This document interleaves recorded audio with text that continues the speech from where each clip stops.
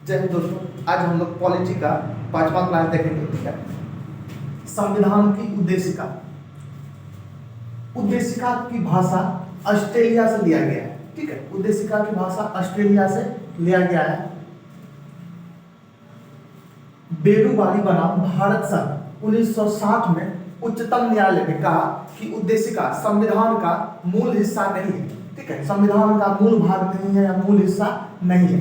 फिर 1973 में केशवानंद भारती एवं बनाम केरल राज्य 1973 में केशवानंद भारती बनाम केरल राज्य के मामले में उच्चतम न्यायालय ने कहा कि उद्देशिका मूल संविधान का भाग है, लेकिन मूल उद्देशिका में संशोधन नहीं किया जा सकता। ठीक है, तो केशवानंद भारती बनाम केरल राज्य मामले में उच्चतम न्यायालय ने कहा कि उद्देशिका मूल संविधान का भाग है, इसमें संशोधन किया जा सकता है, लेकिन मूल उद्देशिका में संशोधन नहीं किया जा सकता है। ठीक है, फिर 42वां संविधान संशोधन 1976 के अनुसार, इसे 42वां संविधान संशोधन को हम लोग छोटा संविधान भी कहते हैं। इसमें समाजवादी, पंथ निरपेक्ष एवं अखंडता को जोड़ा गया।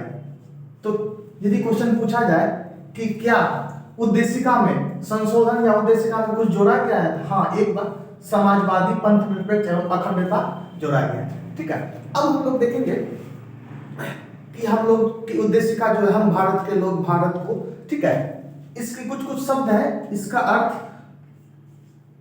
परीक्षा के दृष्टिकोण से काफी महत्वपूर्ण है। ठीक है, हम लोग एक बार देख लेंगे। हम भारत के लोग भारत को, ठीक है, इसका अर्थ हुआ भारत के संविधान का निर्माण भारतीय द्वारा किया गया है, ना ही कोई राजा महाराजा के द्वारा या ना कोई बाहरी विदेशी के द्वारा। ठीक है, तो हम भारत के लोग भारत को, मतलब हम भारत के लोग, भारत के व्यक्ति, ठीक है, आम लोग मिलकर भारतीय संविधान का निर्माण किया। आम लोगों का प्रतिनिधि मिलकर संविधान का निर्माण किया गया, किसी राजा महाराजा के द्वारा नहीं, ना ही कोई किसी विदेशी के द्वारा। ठीक है, दूसरा शब्द है प्रभुत्व संपन्न। ठीक है, प्रभुत्व संपन्न, इसका अर्थ हुआ लोगों को अपने से जुड़े हर मामले पर निर्णय लेने का सर्वोच्च अधिकार है। ठीक है, प्रभुत्व संपन्न का अर्थ हुआ किसी भी व्यक्ति, किसी जनता, किसी भी व्यक्ति का अपने से जुड़े हुए मामले पे, ठीक है, निर्णय लेने का सर्वोच्च अधिकार है। ठीक है, अपने जुड़े हुए मामले का निर्णय खुद से ले सकता है। ठीक है, प्रभुत्व संपन्न।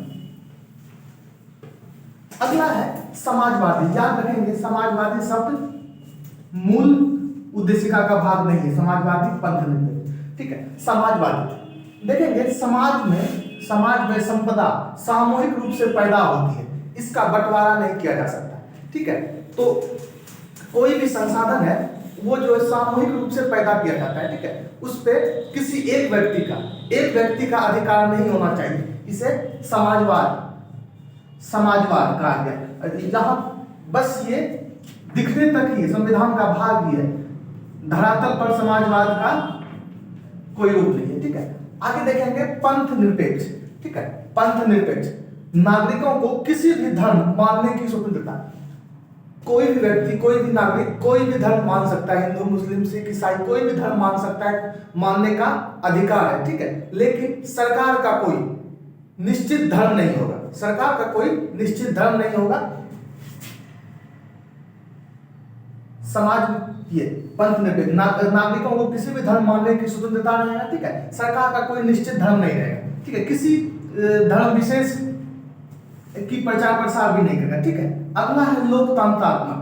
ठीक है, समाज का एक ऐसा स्वरूप जिसमें लोगों को समान राजनीतिक अधिकार प्राप्त हो।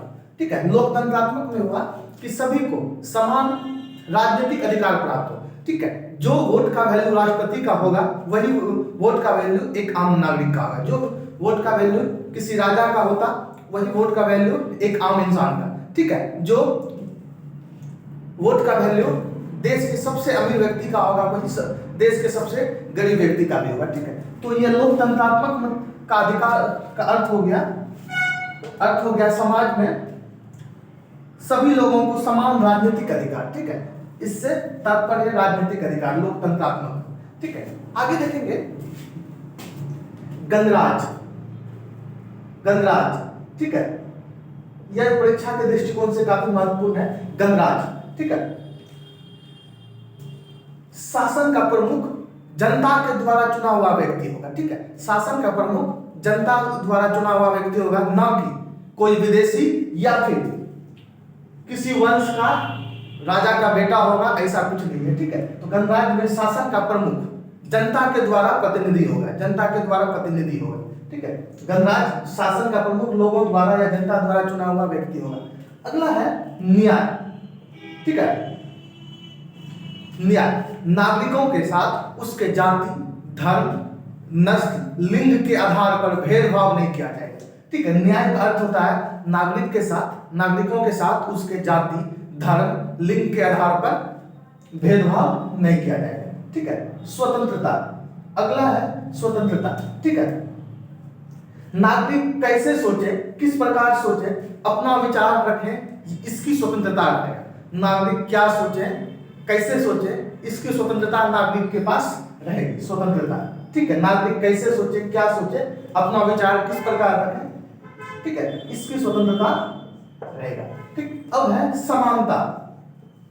समानता, ठीक, कानून के समक्ष, संविधान के समक्ष, कानून के समक्ष सभी व्यक्ति समान। ठीक है, कानून के समक्ष सभी व्यक्ति समान होंगे, ये क्या हो गया, समानता।